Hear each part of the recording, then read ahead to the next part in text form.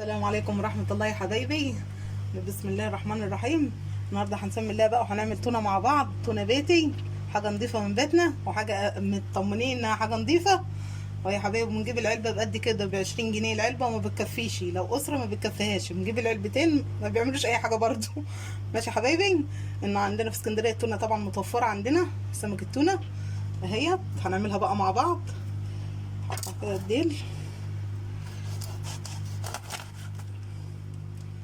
بصوا هفتحها بقى يا حبايبي على الحوض واوريها لكم. بصوا يا حبايبي النضافه بقى اهي، فتحتها ده البطروخ بتاعها.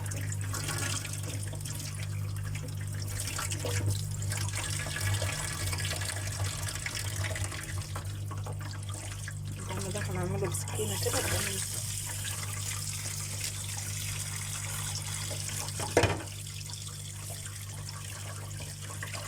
نضفها كويس قوي واقطع الراس واوريها لكم اهي يا حبايبي. غسلتها هي وقطعتها، عملتها قطعت الديل وقطعت الراس. انا مبحبش اعملها براسها، نضيفها وجوز الفل، بس هنقعها برضو بميه بخل وليمون.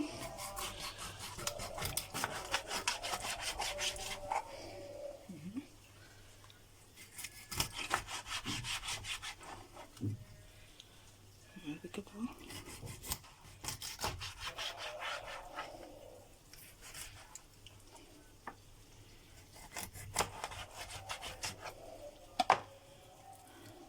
بصوا يا حبايبي جميله ازاي. هنحط لها ميه بليمون بملح بخل وهنقعها بقى واوريها لكم. بصوا يا حبايبي هننقعها بقى بملح اهو، وهنحط خل، حبه خل كده عليها وليمون، ليمونتين هحصرهم عليها، خلي القشر برضه في قلبها كده اهي. وبسيبها بقى نص ساعه يا حبايبي في محلول النقع ده،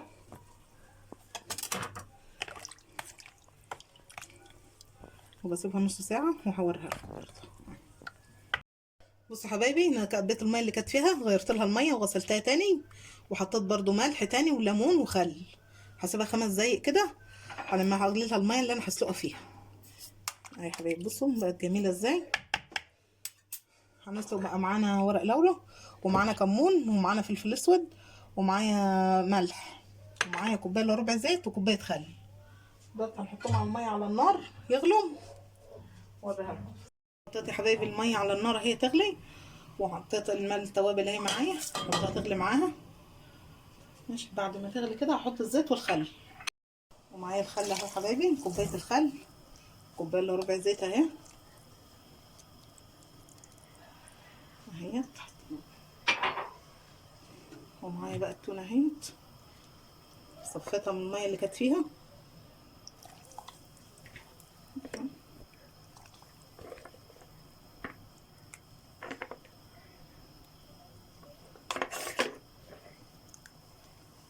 بسيبها بقى على ايه، على نار هاديه لمده ساعه نص ساعه لما تستوي براحتها كده، وعلى نار هاديه. لما تستوي يا حبايبي هوريها لكم. وهي يا حبايبي استوت اهيت، قعدت مني ساعه الا ربع على النار اهيت. بصوا شوفوا بقى كده، هي كده شكلها مستويه. نحط المعلقه فيها كده. بصوا قطعه اهيت، قطعه بقطعتها اهي يا حبايبي. بصوا بقى معايا بقى ميه بتلج احطها عشان تعمل السوا بتاعها، توقف السوا بتاعها.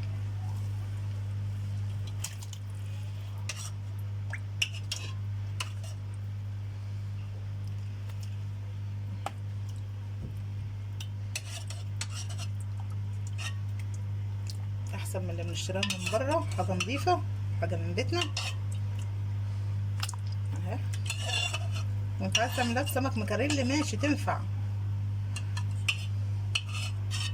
بسمك مكاريلي، بس احنا عندنا التونه بقى، بس هي بتبقى احلى بالتونه، تونه يعني زي اللي بنشتريها من بره اهي. هسيبها بقى تبرد خالص وبعد كده افصصها من السل اللي فيه واوريها لكم. بصوا يا حبايبي انا حطيتها في الميه الساقعه اهيت، بردت خالص اهيت. حاولنا اشيل الجلد ده وعشان فصص السل ده كله اطلعه اهي بالراحه كده. بنشيل ده كله هنا سل.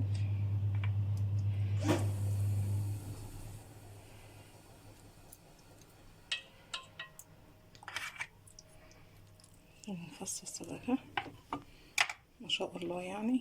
بصوا ده بينزل كده على طول اهو. اي سل بنشيله الشوك ده كله.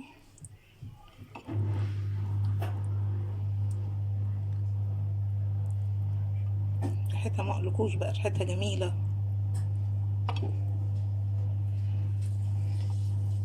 بصوا يا حبايبي هفصصها واطلع السل كله منها وارجع لكم. حبايبي فصصتها خالص اهي، بسم الله ما شاء الله جميله، ريحتها حلوه. معايا برطمان بقى نضيف ومجفف ناشف خالص ما فيهوش اي حاجه. ومعايا كوبايه محلول من اللي احنا سلقنا فيه هنحطها فيه. ومعايا نص كوبايه خل ونص كوبايه الا ربع زيت. ماشي يا حبايبي. وقرن الشطه ده اختياري يعني، اللي عايز يحط يحط. نديها بقى